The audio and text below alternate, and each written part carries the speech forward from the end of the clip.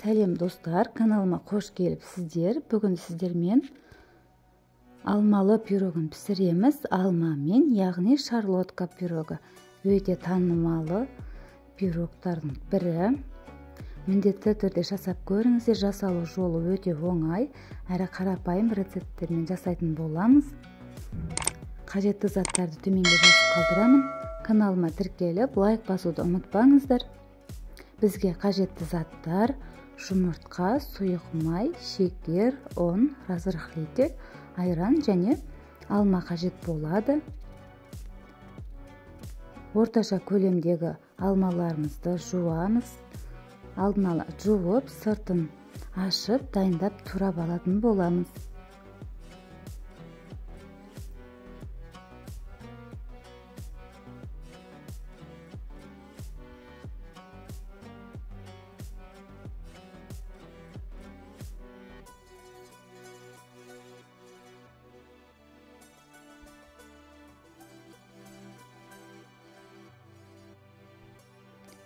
Формасын қалағанша етіп турайсыздар, және қатты қалың немесе қатты жұқа қылудың қажеті жоқ. Орташа болса, пирогтарымыз өте әдемі болып шығады. Барлық алмаларды алдын ала турап алдым. Сосын біз тестамызды жасайтын боламыз. Үлкен ыдысымызға жұмыртқамызды салып, венчиктің көмегімен араластырамыз. Егер миксер болса, миксерді де қолдансаңыздар болады. Шекерімізді салып және араластырамыз.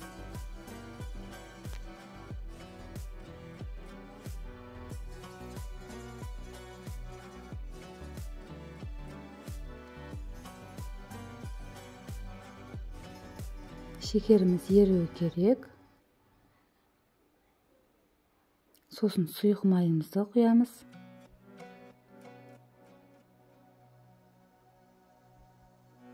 Барлығын осылай араластырып отырып қосатын боламыз. Енді айранымызды құйып және венчикпен араластырамыз. Алдын ала ұнымызға разрыхлителімізді араластырып, сосын електің көмегімен салатын боламыз. Мен ұнды 2 бөлікке салдым. Бірден барлығын салып жібермеңіздер.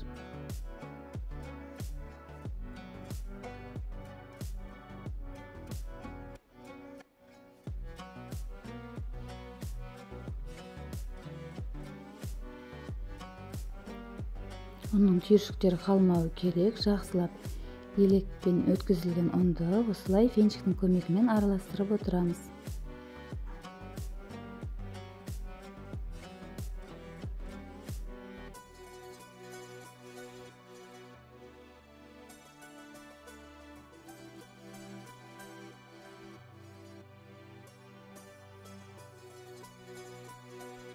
Міне, біздің тестамыз дайын. Көріп тұрғандарыңыздай ешқандай іртігі қалған жоқ. Ұнымыздың түйіршіктері қалмады.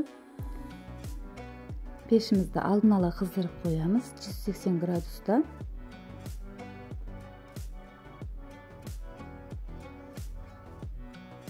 Енді ыдысымызға пергамент қағазын салып, тестамызды мен 2 бөлікке бөліп салдым. Жақсылап жайып, бетіне алмаларымызды теріп шығамыз.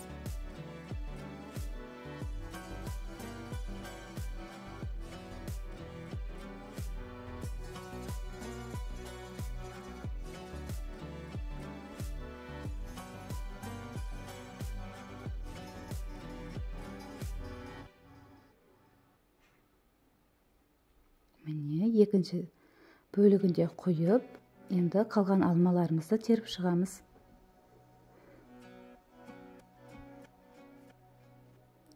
Міне, көріп тұрғандай біздің шарлотка пирогымыз дайын. Қызып тұрған пеште 180 градуста пісіріп аламыз. Және салқындаған соң, дәл осылай сахарный пудрамен бетін әсемдесеңіздер болады.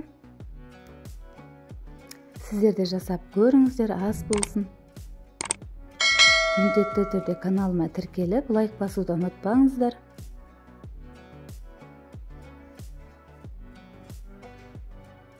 ас болсын.